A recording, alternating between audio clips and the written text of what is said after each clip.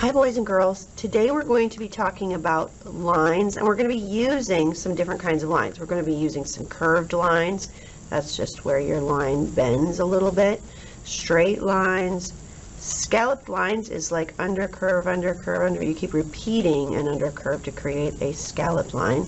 We're going to do some diagonal lines, and diagonals can go either way, right? It could be a diagonal up or a diagonal down.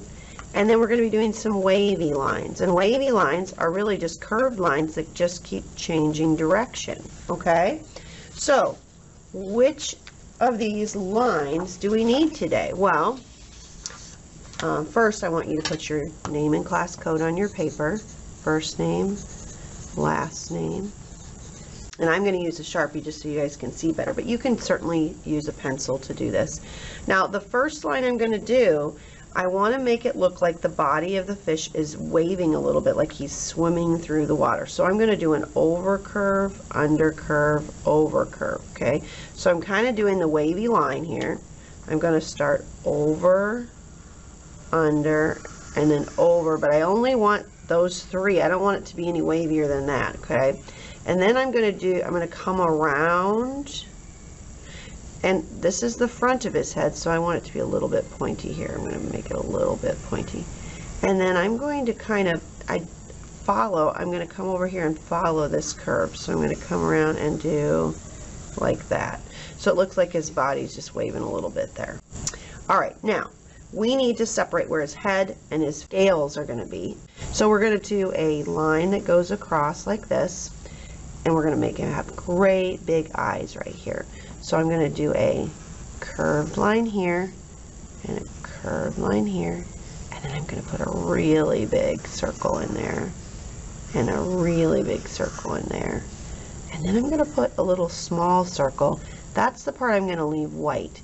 I'm going to take my marker and I'm going to color in all the way around that little circle. So I'm going to do the same thing over here, a little circle and then color around it. That will make it look like the light is sparkling on his eyes, which it would be. It's more realistic looking when you do that. Okay, and then I'm also going to do some lips here. I'm just going to do kind of a wavy line attached to that. That's where his mouth would be. Then for his fins that are coming out, we're going to go curved line, like that. Actually kind of a diagonal, isn't it? And then a wavy line to attach it. Curve, curve, wavy line. And then I'm going to put some diagonal lines coming up in here. Then I'm going to follow the curve of his back. I'm just going to do a line that goes like this. And I'm going to do a slight wavy line above it. That's his fin that's on top of his body, because we're looking down at him in the water. Then for his tail, I'm going to start right about here and come down, and then I'm going to do a wavy line across to connect it. If you want, you can put some diagonal lines coming down from that. Okay, and then our last one we're going to do is the scallop for his scales on his back. So I'm going to start here along this straight line, and I'm just going to scallop here. And I want you to do big scallops. Do not do small ones, because you will never be able to get yours done. It'll take too long. So I only have 4 scallops there. That's a pretty good number, 4 or 5, probably not more than that.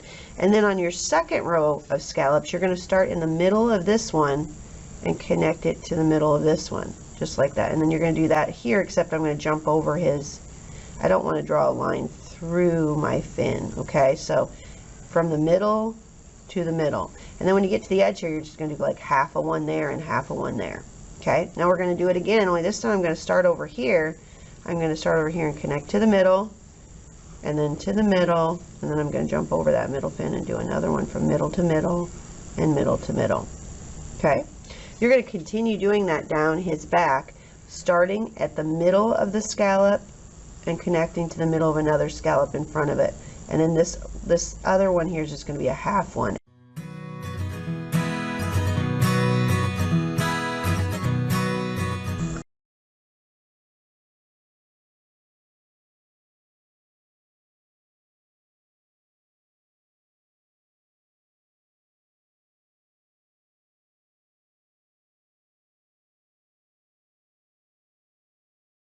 I'm ready for my oil pastels. Now, as we saw when we looked at them, koi fish are typically warm colors, right?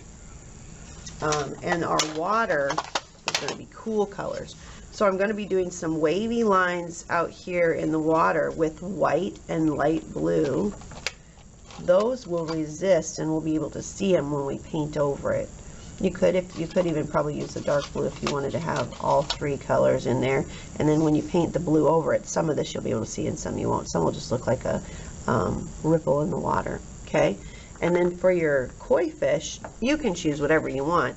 But they are kind of bright, orangey, yellow colors. So I'm probably going to pick oranges and yellows and things like that. Even this peach would be kind of cool. I think I saw some of that in some of them.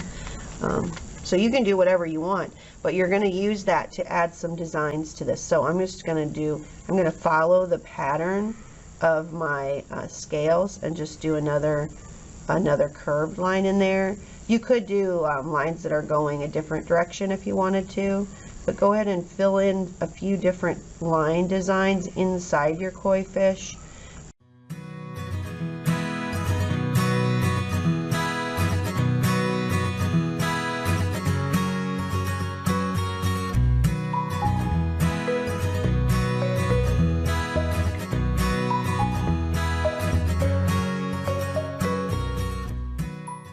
Want to have a few happy surprises, so I'm definitely going to put a few white ones in here. White, you can't see it when we're doing it, but when we paint over it, you'll be able to see that white line, and it'll look like movement. Okay. All right. Now I'm ready to use my watercolors.